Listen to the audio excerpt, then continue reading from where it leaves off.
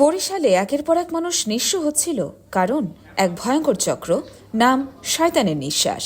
এই চক্র মানুষের উপর ছড়িয়ে দিত এক ধরনের ভয়ঙ্কর রাসায়নিক, যাতে মানুষ হয়ে পড়ত সম্মোহিতের মতো, হারাতো স্মৃতিশক্তি, আর নিজের অজান্তেই তুলে দিত টাকা ও স্বর্ণালঙ্কার। দীর্ঘদিন ধরেই চক্রের সদস্যদের খুঁজছিল পুলিশ। অবশেষে সাফল্য। র‍্যাব ৮-এর সহযোগিতায় পটুয়াখালী থেকে গ্রেফতার করা হয়েছে শয়তানের নিঃশ্বাস চক্রের এক সদস্য নাসির গাজীকে। গ্রেফতারকৃত নাসির গাজীর বাড়ি পটুয়াখালী সদর উপজেলার লাউকাঠি ইউনিয়নের শ্রীরামপুর গ্রামে।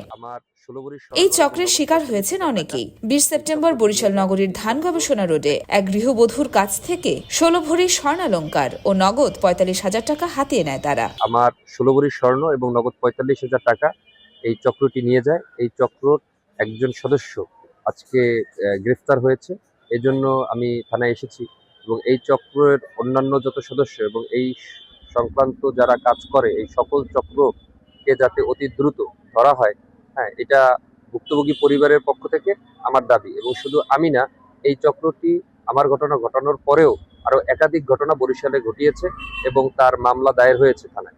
ভুক্তভোগীরা বলছেন সবকিছুই ঘটেছে মুহূর্তের মধ্যে, কিছুই তাদের মনে নেই।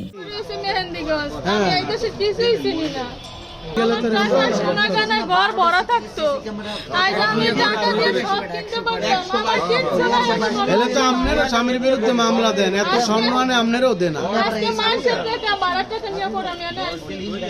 শয়তানের নিঃশ্বাস আসলে স্কোপোলামিন নামের একটি শক্তিশালী রাসায়নিক, যা মানুষকে নিয়ন্ত্রণহীন করে তোলে। পুলিশ জানিয়েছে নাসির গাজীকে জিজ্ঞাসাবাদ চলছে এবং চক্রের বাকি সদস্যদের গ্রেফতারে অভিযান অব্যাহত। আপনারা জানেন যে শয়তানের নিঃশ্বাস একটা আছে, ওই যে মানুষকে কিছু একটা নাকের কাছে ধরে করে পরে হিপনোটাইজ করে ফেলে, পরে সে যা বলে তার কথা মতো কাজ করে। এইভাবে আমাদের কাছে আছে যে ও এরকম ভাবে মানুষকে প্রতারণা করে, এইভাবে শয়তানের নিঃশ্বাস যেটা বলে, এর মাধ্যমে সে অনেক স্বর্ণালঙ্কার এবং নগদ টাকা সে নিয়েছে প্রতারণা করে। এই মামলা আছে আমাদের কাছে। আমরা সেই মামলার প্রেক্ষিতে দীর্ঘদিন যাবৎ অনুসন্ধান করে, তদন্ত করে, তথ্য প্রযুক্তি ব্যবহার করে তাকে আজকে গ্রেফতার করতে সক্ষম হয়েছে।